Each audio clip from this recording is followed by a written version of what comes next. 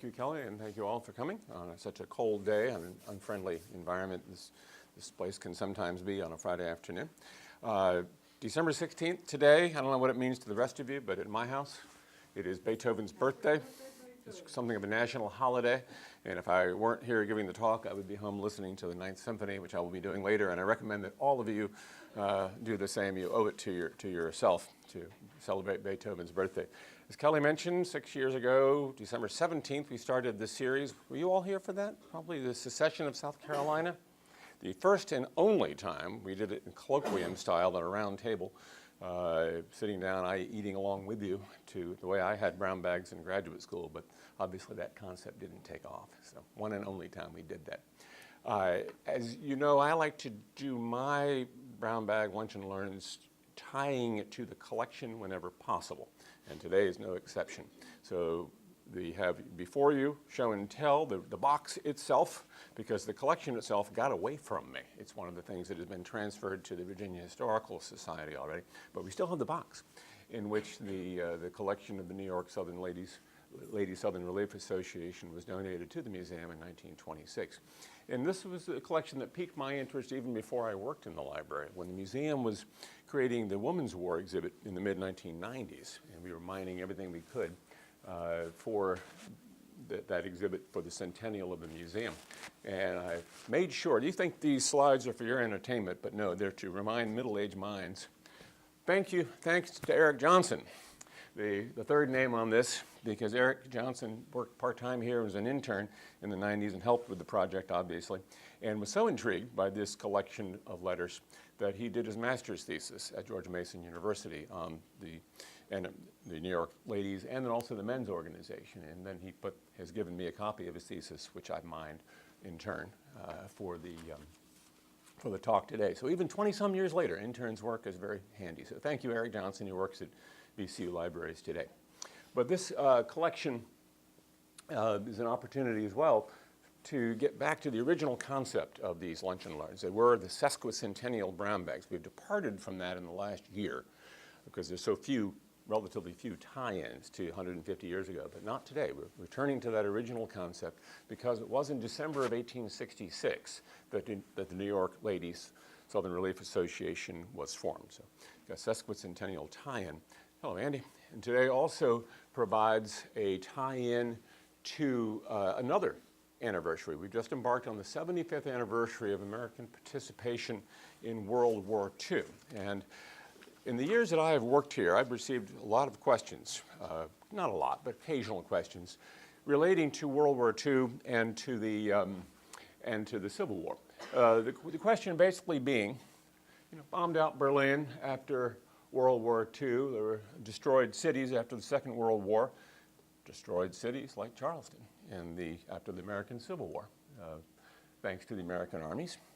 And hunger and poverty and want in Europe after World War II, and hunger, poverty, want in the South after the American Civil War. Why, people ask, sometimes purposefully, sometimes just wondering, why did the U.S. Army not try to rebuild southern cities and help Southerners after the Civil War in the same way that they provided relief to Europe and Asia, for that matter, Japan, after World War II, in the interest of reconciliation, in the interest of national prosperity and recovery? Why did the U.S., in short, not provide something of a Marshall Plan for the South after the Civil War? And it's not really exactly what I'm talking about today, but it's worth exploring that for just a few minutes. So did the U.S. government in any way try to rebuild the South and provide relief and assistance for Southerners in the immediate aftermath of the Civil War? Was there an organization dedicated to that? Well, yes, there was. The Bureau of Refugees, Freedmen and Abandoned Lands, the Freedmen's Bureau. Now, we all tend to think of that strictly in terms of the freedmen and the providing relief, but also protection, to be an advocacy organization for the freedmen in the South. And certainly they were that, as this famous sketch from Harper's implies.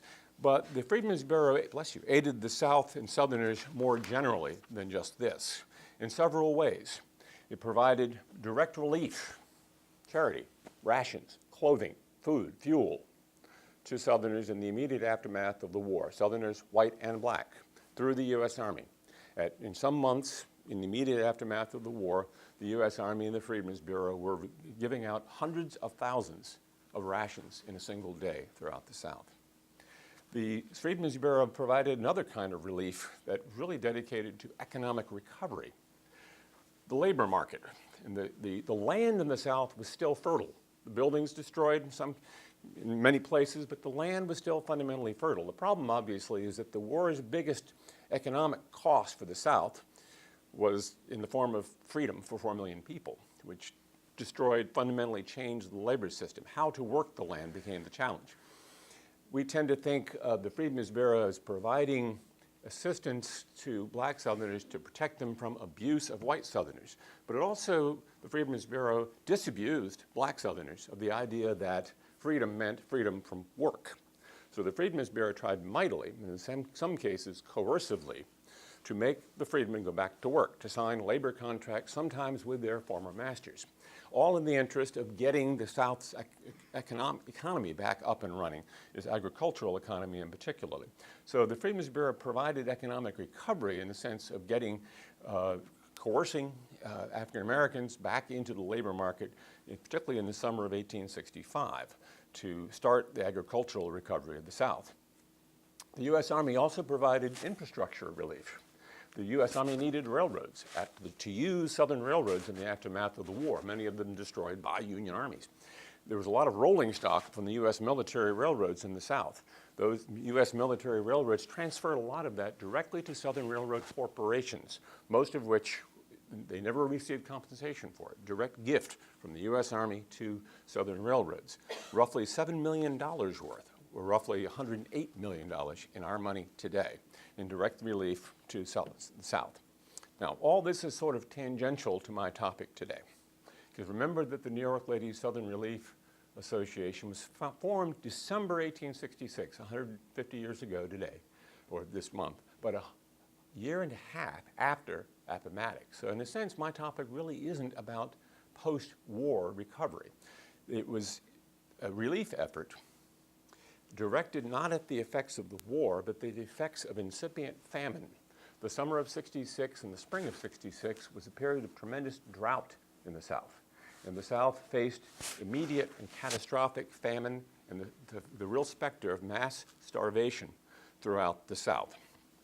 Now today, of course, if this were to happen, we would get a letter from the Red Cross. This program is taking this whole lunch and learn thing out with a bang. Only the best graphics in my program today. We would just give money to the Red Cross, but the American Red Cross was not formed until 1881, so there was no such thing to provide famine relief. The government mobilized, but so did the private sector. Horace Greeley, whom you might recognize with his hat on without that bald head shining at you.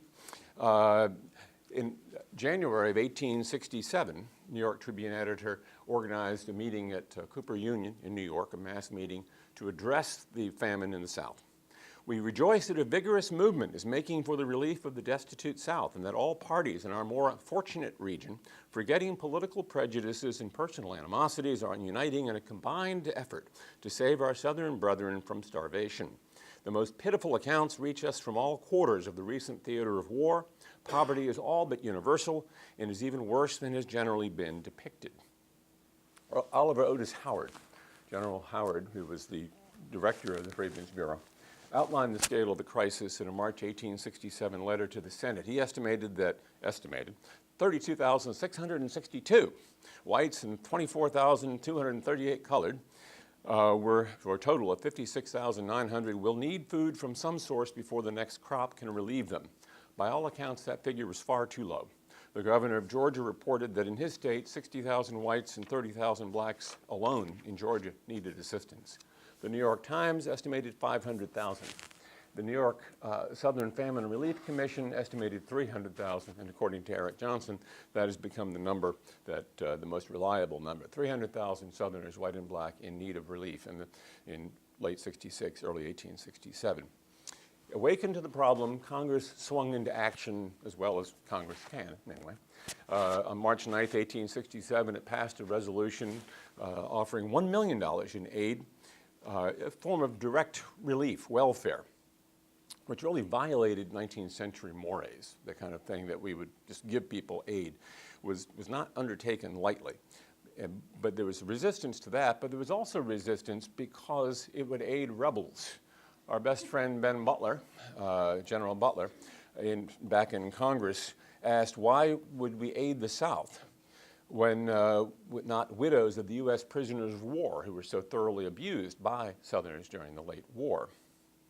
The funds that were allotted later that in late March 1867 were to be funneled through the budget of the Freedmen Bureau, and General Howard allotted $500,000, the equivalent, according to translations today, these are very rough, of course, and unreliable to some degree, $7.7 million in funds from the federal government. But into this breach stepped the private sector. Greeley, as a result of his meeting in January '67, formed what was called originally the Southern Relief Commission. For the same reason that Butler objected to aid to the South, the commission had to change its name to the Southern Famine Relief Commission. Once again, no aid to rebels just because. But famine, that changes things. But that was in January of 1867 that was formed. But remember that Greeley referred to vigorous efforts already underway. Those vigorous efforts are the subject of my talk today in the box that I brought for you to stare at. The New York Ladies Southern Relief Association formed in December of 1866, and they issued this appeal under the name of a Mrs. Judge J.J. Roosevelt, his appeal for aid in behalf of the suffering women and children of the South. Unlike the wonderfully prosperous North, the South has not recovered from the war. Tens of thousands have lost all they possessed. Many are houseless and have only their land left, without even a plow or a hoe or a mule, or horse or a mule to cultivate it. Great efforts were made during the past season to raise crops of different kinds in some places with partial success. But in many instances, repeated efforts to raise corn and cotton have resulted in entire failure. Once again, beyond the control of those white Southerners. It's not charity, it's necessary humanitarian relief. How can these poor people live through the winter without food, clothes, or money? Heartrending accounts of death by starvation reach us continually. The museum, the box that is here, contained papers of a large scrapbook with hundreds of letters pasted in them that contain these heart-rending appeals to which this appeal to the South, to the Northerners referred. These were letters written to Mrs. Algernon Sidney Sullivan, the secretary of the New York Ladies Southern Relief Association, and she's the common denominator for this effort. Mrs. Sullivan was born in Winchester, Virginia, native Southerner, and attractive young woman, who in 1855 met this young man, Algernon Sidney Sullivan, a young lawyer who formed the New York law firm, still extant today, of Sullivan and Cromwell, very prominent lawyer. She moved to Manhattan in 1857, but never forgot her Southern roots. She kept up with her family during the war. Many of her family members fought for the Confederacy and the 5th Virginia Infantry, Stonewall Brigade. We have those letters also came in that collection. And she and her husband corresponded with and helped Southern prisoners in Northern prison camps, providing care packages as well as just moral support. We have quite a few collections of that nature in our collections. Mr. Sullivan, actually, despite being a native New Yorker, wound up in trouble with the authorities at one point because of his work on his wife's behalf for Southern prisoners. But here's Mrs. Sullivan on the eve of the war. She was the secretary, and during the course of the efforts, the one-year effort of the association, wrote about 1,500 letters. And the scrapbook consists mostly, almost exclusively, of the letters that were received by the association, the appeals for aid, and in turn, the letters thanking the association for the aid given. Here's Algernon Sidney Sullivan in old age. The money that was raised by the Ladies Association came from all sources, direct donations, including appeals to the school children of New York City. And by the way, the association consisted of 126 well-heeled New York women, Roosevelts and the like, prominent women throughout New York, with an auxiliary branch in Brooklyn, which was then a separate city. So this was very prestigious women in New York. And as many of you know, New York was a hotbed of sympathy for the South during the war, and particularly on the eve of the war, thanks to its commercial connections with the South, and also thanks to its mayor and later its Congressman Fernando Wood, who plays a role in the Lincoln movie as a prominent Democrat. The commercial connections convinced New Yorkers that the South should be allowed to go in peace and maintain the commerce. But also New York provided the most troops to the Union Army of any other state. So there was very much of a division in New York.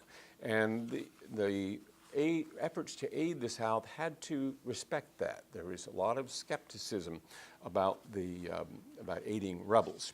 But they also they made direct appeals to the children of New York City. They had balls in private homes and at grand banquets at Delmonico's and other restaurants to raise funds, much the way we would with these $100 plate dinners for political candidates. And also the theater crowd got involved, and a lot of theater performances were given exclusively on behalf of Southern relief. So the most well-connected of New Yorkers were involved in these efforts to raise funds for the South. And some of that, the contributions were handed over to this one merchant that was mentioned in the appeal. Harris, Gaines and Company were among the commissioned merchants that funneled the produce and the gifts in kind that came to the association. The ladies, as you may have read, for those of you who are quick readers, in the appeal mentioned that the gifts would be given through reliable sources in the South, not just to anybody, but particularly through clergymen.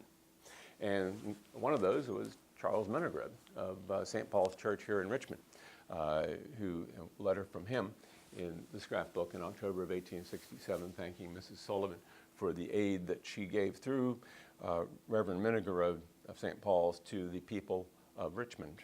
There was a certain amount of hostility, and I'll maybe read you a quote from an editorial in the Brooklyn Eagle in March of 1867. Have these mock philanthropists no memories? Have they been ignorant of the devilish spite with which the rebels treated our honorable brave men who fought only for what was dearest to a true patriot, this nation's honor and security, a spite which cannot be eradicated from them short of hell's fire? Hell no, no aid for rebels. And now, so the ladies really had to be careful, as I mentioned, to distribute money through sources like ministers and through local officials, and to make sure that it was not just aid to rebels, but aid to starving Southerners. In turn, the agents were very careful to tell Mrs. Sullivan and the ladies what they wanted to hear. One, B.B. Sams of Barnwell, South Carolina, wrote to Mrs. Sullivan after receiving money that the failure of the crop was not for want of work, but for want of rain. Perhaps I should mention that in the distribution of what you formerly sent, I have endeavored literally to carry out your instructions, making no discriminations on account of religious or political differences, castes, or color, but ascertaining only one thing: were they needy and destitute? And the same rule will be observed thereafter when you send us more money. So they were playing this game very smartly, making sure that the donors were told what they wanted to hear. That's where D.H. Hill comes in. He wrote recommending to Mrs. Sullivan how the aid should be distributed. A safe rule would be to distribute charity all along the line of General Sherman's march, he wrote acidly. And those of you who know D.H. Hill know that he wrote everything acidly. What the torch left was generally destroyed or carried off. So there was a little bit of bitterness crept into this. There was a couple of letters that went off on tangents about African Americans, freeloaders, and that kind of thing. But for the most part, the letters played the game very wisely, thanking the ladies for their aid and assuring them that the aid was being distributed as it was supposed to be distributed. I have no pretense to be able to read this or the other couple of letters that I'll be showing you. The scrapbook is such that there's no way you can put it on a scanner, and so it's even hard to photograph with a digital camera for that matter. But this is a letter written from a Freedmen's Bureau official, an Army officer in Charleston, South Carolina. Because, and first of several I'm going to read to you, that give us a snapshot of those conditions, those deplorable conditions in the South, and the heartrending letters that were received about the conditions in the South in late 1866 and early 1867. In compliance with your request, I have the honor to state that there are at this time large numbers of ladies and children in an utterly destitute condition. These persons have belonged to the upper classes of society, have been accustomed to large means, and as is natural, have a great repugnance for making their wants known. Many of these ladies are without a change of clothes, without shoes, and in many cases, 'tis difficult for them to procure a sufficiency of even the coarsest food to preserve life. Several of the former wealthy families of this city, Charleston, have been without lights after sundown for months, and the great majority have had no fire this winter thus far, and if not relieved, must endure great suffering. Most of the aid, we can tell from these letters, went to a group of people we don't usually think about in Reconstruction, the formerly rich white Southerners. It's sort of a Freedmen's Bureau, if you will, for the déclassé wealthy Southerners for whom the war and particularly emancipation undercut their wealth and their ability to subsist. A minister from Oxford, Sumner County, Alabama, wrote in May of 1867, there was another class of sufferers, widows and children.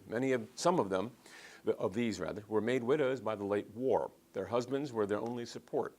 Many of these are very poor. They have nothing to buy with, and their friends are unable to aid them.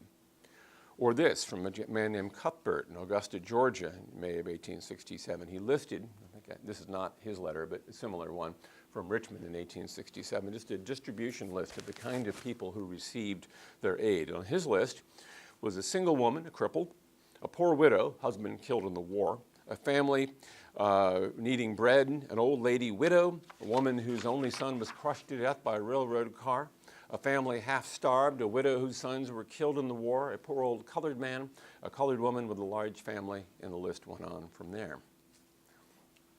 W.H. Burton, Alabama, also in May of 67 rather, wrote, in visiting different families, I found more need existing than I expected. I found one good woman with 6 small children, one a cripple, without bread. She had just parted from her deceased husband's razor, the last article she could let go for bread. I have a letter here that's hard to read, but from Appomattox County, Virginia. Again, very, very similar to these others, just stating the local conditions and appealing for aid or thanking Mrs. Sullivan for aid. Much to everyone's relief, the growing season of 1867 brought rain and a bounteous crop, and the crisis soon abated.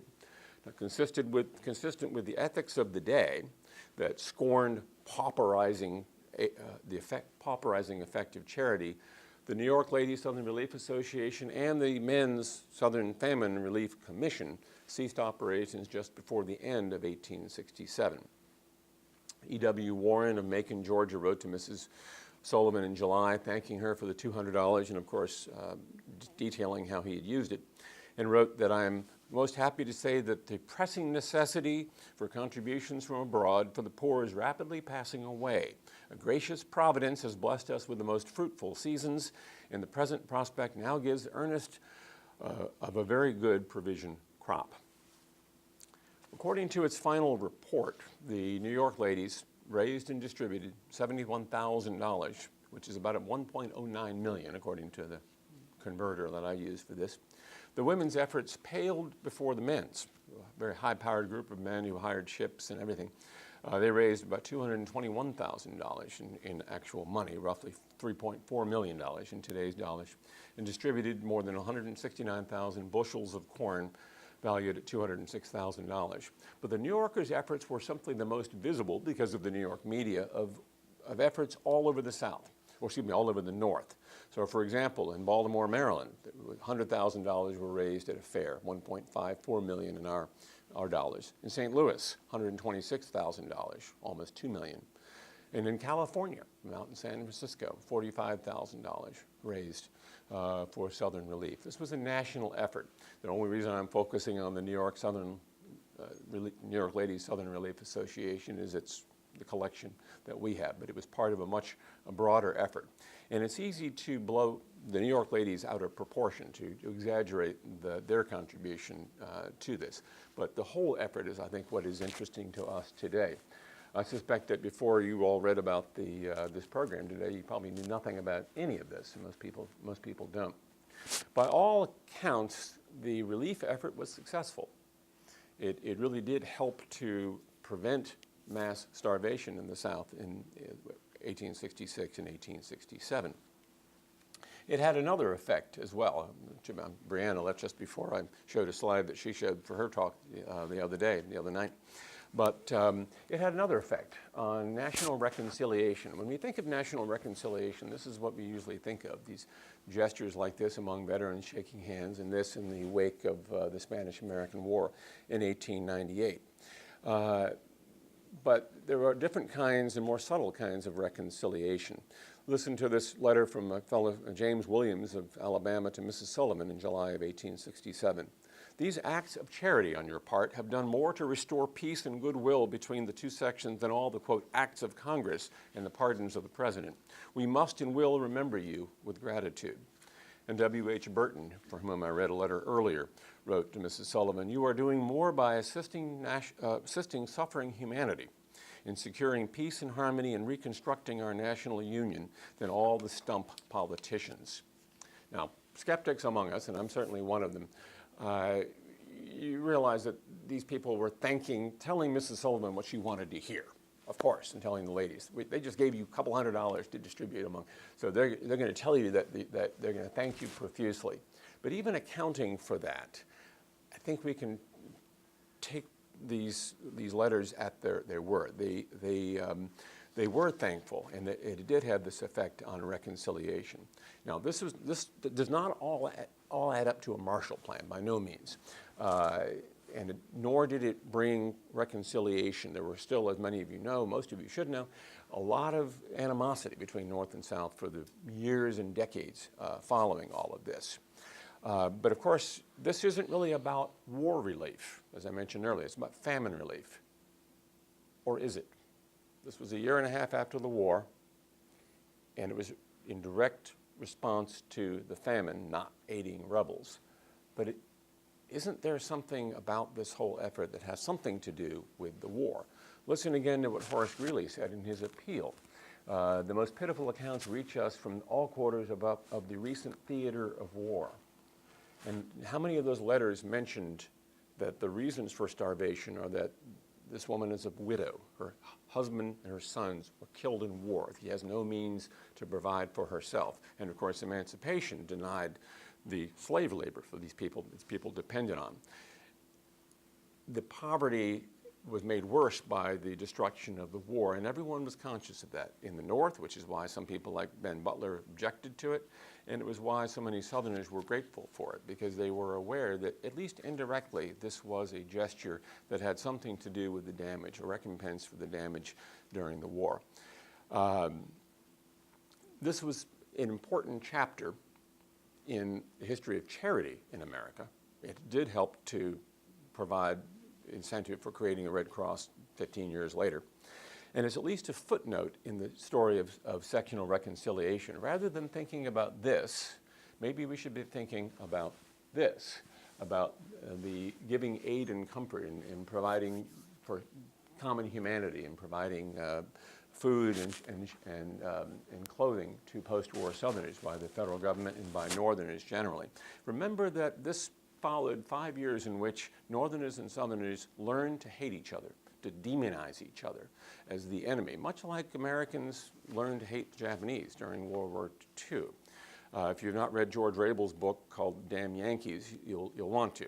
It shows this demonization process. So what I think the New York Ladies Southern Relief Association did, besides helping suffering humanity, was to convince a couple of thousand Southerners that maybe those damn Yankees weren't so bad after all. Thank you all very much for your attention. And happy birthday, Beethoven.